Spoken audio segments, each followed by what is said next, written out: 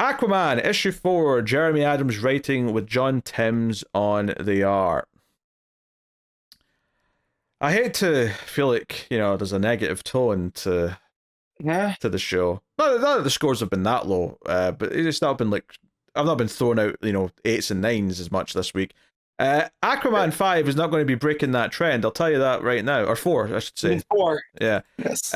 Although, I'm actually shocked that this is already issue 4, because one of the feelings I had when I finished this and I noticed it was issue 4, I was like, it feels like very little has happened in 4 issues, and I feel very frustrated by that. I feel like he's gone 4 steps. Right? I mean, we spend two pages, with him seeing Mira for the first time. Okay, fine. And then he's tied up on this boat going up to see Dagon on this water elevator that's going up to Dagon. And he tries to tell Laurie, hey, you're better than this, you're not evil. And she's like, I have no choice. Aquaman is like, okay, whatever. And then his friends, Merlin and the other one, they're like, John and Vivian. Merlin and he's Merlin. No. Vivian's the lady in the lake, so that's why you're getting confused with Arthurian legend. But Arion's the old sorcerer king of Atlantis. Isn't that Merlin? Right? No, it's Arion. Well, I know he's not called Merlin, but I'm saying, isn't that just what Merlin is in the context of King Arthur? Well, yeah, but Merlin wasn't he wasn't a king, right? He was the advisor to the king. Whatever, right? These are the two characters. They're like, hey, where did Arthur go? We have to go try and help him. And then, Aquaman just uses the water kinesis, right? The aquakinesis, to pull any water out of the wood to make it really dry so it's easy to break through, and breaks himself out. He ends up in the big stream of water that's going up to Dagon. He starts fighting off the mermaids that come after him, but then his 2 friends show up, right, quite quickly, and give him his big, what did they call it? The Trilance saber, the weapon they made, which is a sword, but the hilts kind of get 2 other blades to make it a bit of a trident-esque kind of thing.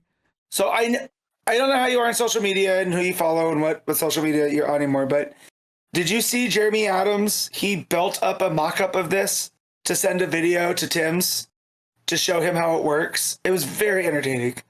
I did not see that, no. What do you mean how it works? Yeah, so Adams... What? You stab people with it. What else is there? No. So the design of this, as that it's a Trilance saber, is that it's a combination of kind of like a sword and a trident, right? So he went to Home Depot and bought things to show how he wanted the art to look. That sometimes he can hold it like a sword, sometimes he can hold it like a staff. You can move the hilt up and down on it. And just the whole vibe was Jeremy Adams being an excited kid trying to show off his new toy. And I was like, I wish I could get excited for anything in this book as he was to show off that saber. Yeah. You know? So yeah, they give him his sword. This right? is feeling good. Right. Yeah. They give him his sword. He just smashes it into the ship, splits the ship in 2, and makes some, cries out, fights the mermaids a bit. And that's basically it. The book just kind of ends. I was shocked when it ended because I felt like nothing really had happened other than him just breaking out of the ship. And he's like, hey, tell your god a new king has come. Tell him the dark tide is here, blah, blah, blah, blah. And that's it. That was the end of the book. Also, the dark tide sounds like you're the villain, bro. I know Dagon's supposed to be this big water elemental demon thing, but when you're going, the dark tide's coming, and that is ominous, and not in the way that you think it is. So I feel like there's something afoot. Also, Arion and Vivian go through a gate that is shaped like the letter Alpha. So I'm really starting to believe that the Omega Gate has nothing to do with the New Gods. They're using the Greek letters. That would stand to reason, because it doesn't really feel like it has anything to do with the absolute universe or anything like that. Nothing. Which just kind of feels like a bait and switch at this point, because they knew what we'd all be thinking. Yes. When we saw that back in issue 1. Because as the ship's going up on that waterway, there's another Omega Gate it looks like they're going through. So I'm like, oh, they're just using Greek letters as these portal gates and whatever. So yeah, man. I just wish I could get excited for anything in here. I'm really trying, but I mean, like you said, it's not moving like at all. admittedly, like I kind of went into this week with a little bit of a bad attitude because at this point it's kind of lost me. So I'm now going in a bad mood, expecting not to like it. But I didn't start off that way. It kind of put me there after a few issues. So I'm just really hoping that when this arc is done, when we're done with this Arthur shit, this King Arthur shit, and we're back in Atlantis doing whatever, that I can get more on board with it. But right now, everything about this, and it's not necessarily the broad ideas are that bad. Like if you told me, okay, there's going to be a story where Atlantis just disappears and Arthur has to go into a different dimension to try and find it, and it's going to tie into the blue, which is the water version of the red and the green and all that. And the villain's going to be Dagon, which is not like a DC Comics thing. Dagon's a thing. Like there's movies about Dagon, like there's a horror movie about him even. I'm like, okay, I can see that working. I can see that going. But the way the whole disappearance of Atlantis was handled with just such a, like, where did they go? Oh, maybe it's tied to, like, the absolute stuff because the Omega symbol. Yeah. Just made it all feel so disjointed. And it felt like as soon as he, like, went through that portal, every sort of encounter he had just kind of felt like, just kind of weird. Like, Laurie Lamar being one of the mermaids working for Dagon just feels like a, hey, you recognize her. Admittedly, most of you only recognize her because she was in World's Finest like 2 weeks ago, but still, most of you recognize her. Isn't that something?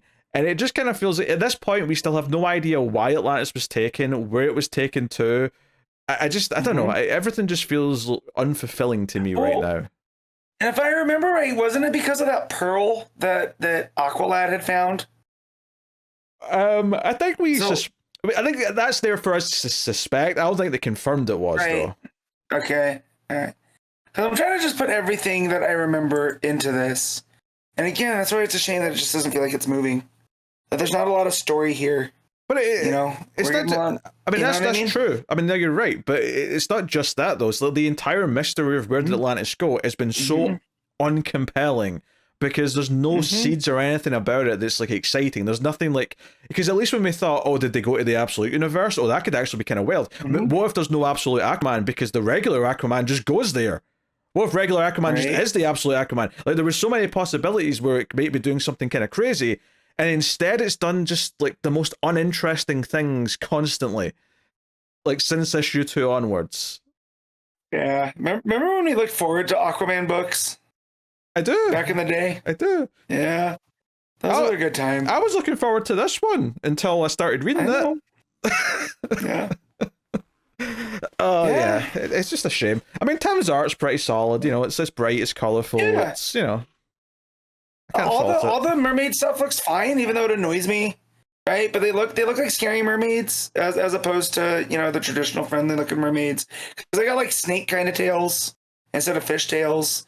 So something fills up with that, and but yeah, no, the art looks cool. The saber looks all right. Like it doesn't look like it's like it doesn't look like it has those movable pieces or anything. So I'm still a little confused on how they built it and whatever. But again, it's magic. Like I'm not gonna worry about it too maybe much. There's a reason why they're concealing it from us. But Joe would make it went a long way if we actually got some scenes of Dagon tormenting like Mera or the other like key members of Atlantis, like maybe seeing what he's doing with them, if he is doing anything with them. And maybe there's a reason why they can't show us that yet, because it's something weird and wild. It has to be a twist or what. But, like maybe just showing that they're actually there and need to be saved in some capacity would like at least add some stakes to this. It's because it almost feels like we could get up to Dagon, which we've been spending several issues building to now, and he could turn around and say, oh, I didn't take Atlantis. That's got nothing to do with me. Oh, where's Atlantis? Oh, Atlantis is in a different castle, Mario. Go and find her.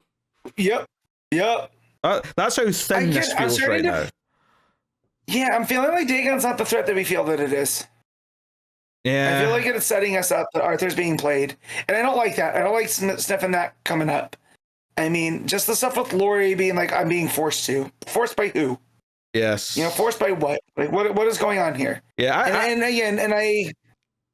I don't think I trust these two characters that are helping him either. I feel like they could easily just be villains after another issue or two. Well, in certain versions of Aquaman, Arion is the reason that Atlantis sinks.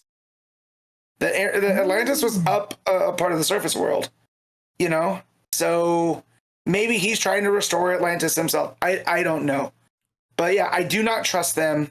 Although, why would they give him a magical sword and whatever? Again, that's Excalibur. All those other stuff. I definitely feel like there's a twist coming. Because it's part of their whole like dark prophecy. They have to have him become the new evil leader of this, and then Aquaman's going to have to like sort of like defy it and fight against it when it seems like he's trapped in it or something. I don't know. Like, none of it excites me though. Like all these things we're talking about actively do not excite me. As somebody gets to meet Dagon. Dagon's just like this big fish-looking dude that's just all happy. He's like, "Oh my God, Arthur, I've been waiting for you. You know, what's up, my guy?"